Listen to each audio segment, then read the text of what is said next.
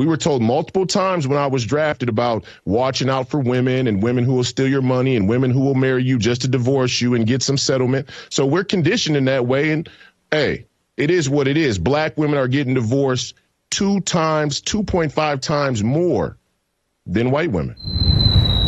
So, Royce, let's start with a more serious question. Mm-hmm. Do professional athletes and super successful men, do they prefer white women?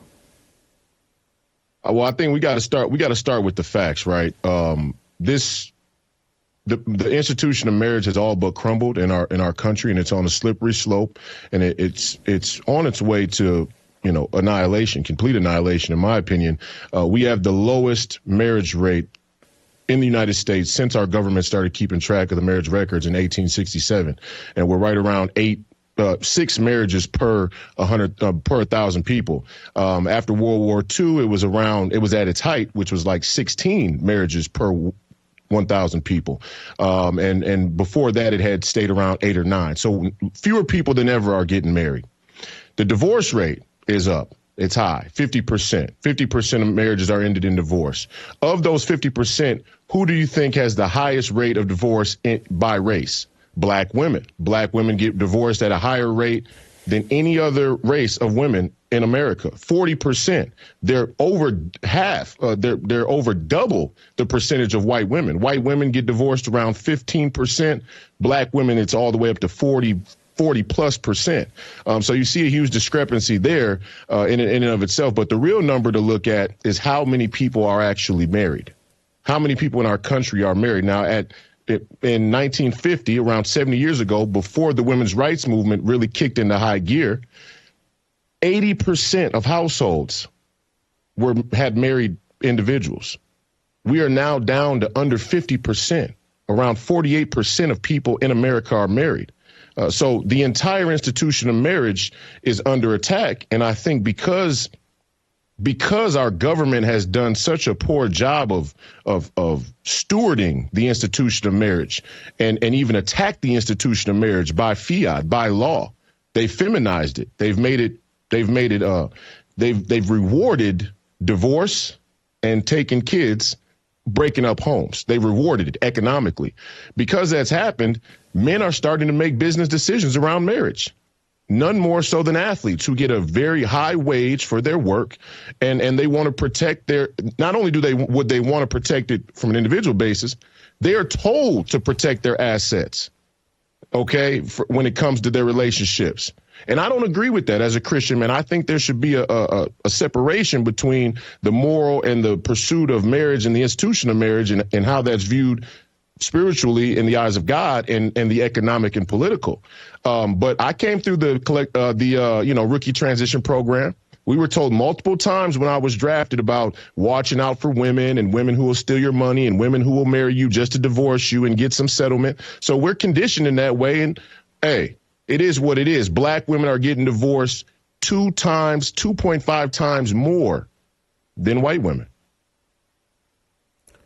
And that statistic is important because if you're a high net worth person, that means she's more likely to sue you and pursue half of your money and perhaps take marriage less seriously than someone raised in a different culture where marriage is taken more seriously. And, when you have kids, again, look at I hate to throw her out. I don't want to go anecdotally, but there is some truth to it. But look at Brittany Renner, who's half black, half white, and pursued a bunch of professional athletes and finally got knocked up by one and immediately left him. And then the next thing you know, it was about how much she was paying in child support.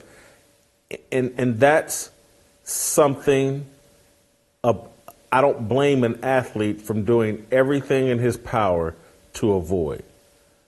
Knocking up some woman who has every intention of taking your money, marrying some woman who doesn't take marriage seriously and thinks that, we didn't swear before God some sacred covenant and that I can walk out at any time if my needs aren't being met, if I'm not happy, if I don't feel fulfilled, screw this marriage, I'm going to get half this dude's money and live happily ever after.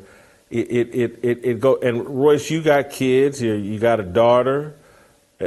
It's how are you raising them, and are we raising our daughters properly so that they can be a queen to a king?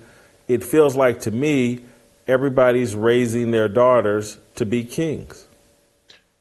Oh, it's way out of control. The short answer is we're raising women to be miserable. We're raising our women to be miserable, to be unfulfilled, to be lonely, to be resentful, and to be narcissistic. I'm not raising my daughters that way. My daughters get a heavy dose of masculinity in our household, and I'm unabashed about it. And I'm unabashed about voicing my opinion on how I think they should view their relationships towards men. I have two daughters, and one of them I don't have as close of a relationship with because she doesn't live in my house. But I stress the same things to her as well, and will continue to the daughters that I hopefully have in the future.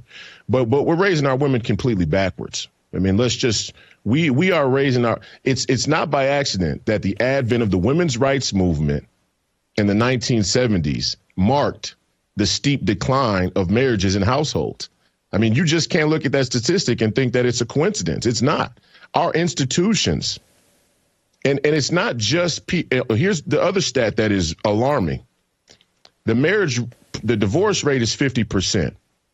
It's 70% initiated by women.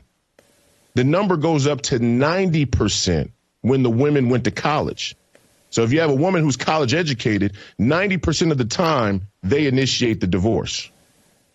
Our academic institutions, the universities, have taught an anti-marriage, anti-family curriculum, an anti-family, anti-marriage ideology. And it's not just people who went to college. It's people who adopted political philosophy that came out of the universities.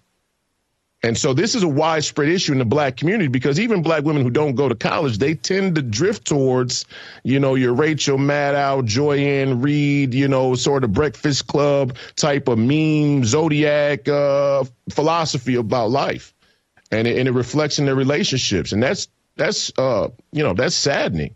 I mean, I don't say that jokingly at all. I think it is incumbent upon black men to teach a new generation of daughters to really be able to support men and create a better family unit, which you talk about all the time.